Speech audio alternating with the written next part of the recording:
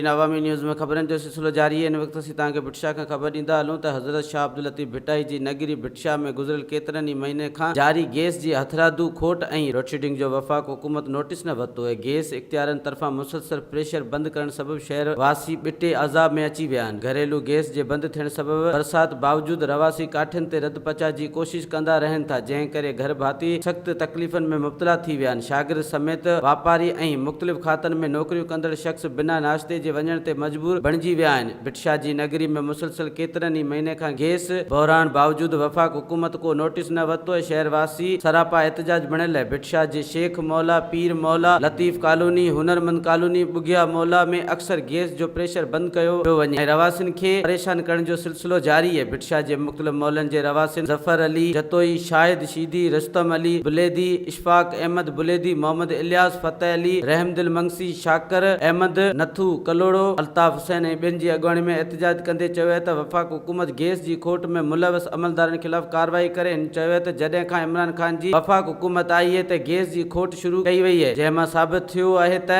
अमलदार वफ़ाक़ हुकूमत जी कारकिरदगी खे नाकाम बणाइण जी साज़िश में मुलविस आहिनि, जंहिं लाइ फौरी तौर ते वज़ीर आज़म इमरान ख़ान समेत वफ़ाक़ काबीना खे नोटिस वठणु घुर्जे ऐं भिटशा जी नगरी समेत पूरे मुल्क अंदरि गैस जो बहरान ख़त्म करे अवाम खे रिलीफ फ़राहम कयो वञे। हिन चयो आहे त गैस जो बहरान जल्द ख़त्म न कयो वियो त आफ़ीसनि आॾो धरना हया वेंदा। वधीक ख़बरनि ऐं तफ़सील लाइ विज़िट कयो अवामी news Facebook page, YouTube page ऐं अवामी न्यूज़ वेबसाइट।